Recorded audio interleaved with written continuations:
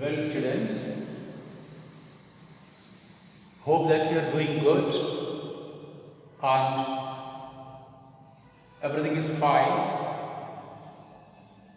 Do study every day, revise your portions well, make yourself update, and everything will be fine at the end. Anyway, today we begin the class with one or two reminders of our last day's class. Last day we have seen about the definition of a set, way of writing a set in two different ways, and how to convert a set either into set builder form or in the roster form. Many of the questions could be mix of these two varieties, so you need to revise it often, and onward journey is possible with a few definitions.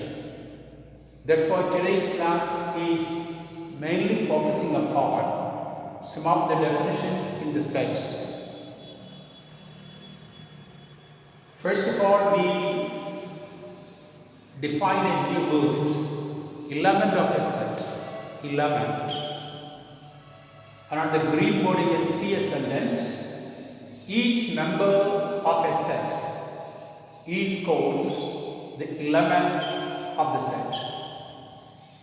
Each member of a set is called the element. That's very important.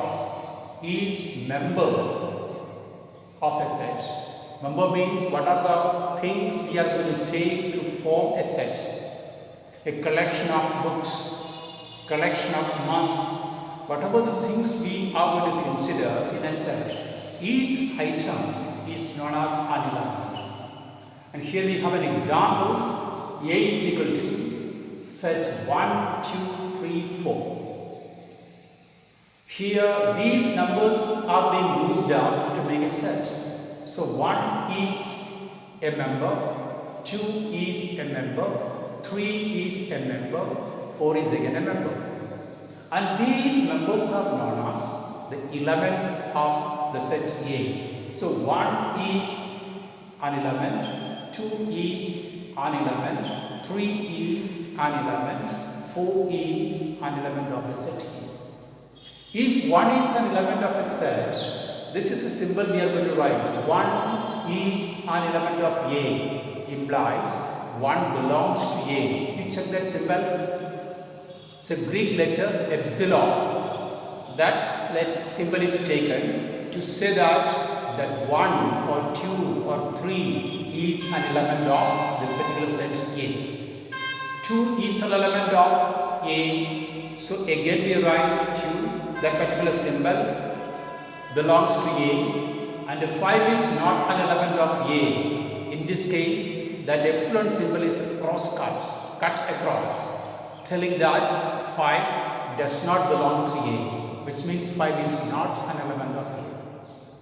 This is a general form. X belongs to A, and I have written down here now the way of writing down. X belongs to A, which means X is an element of A. Y does not belong to A. So first of all we write this symbol as belongs to, then we are going to cut telling that Y does not belong to A, which means Y is not an element of A. So this is important when you do the problems later. Now this is the next main point here today. If A is a set, the number of elements of A, number of elements, how many elements are in A, number of elements of the set A. And there is having a special way of putting down this word here now over the bracket. Cardinal number is shown by NA. You write small n, over the bracket you write capital A. It shows that number of elements in A. The number of members presenting or available in the set A. If A is equal to set 1, 2, 3, 4, this is the previous example, we take with once more, n of A is equal to 4. n of A means number of elements inside.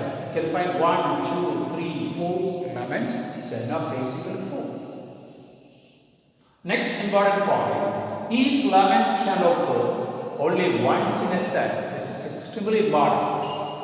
When you write a set, the elements cannot be repeated themselves.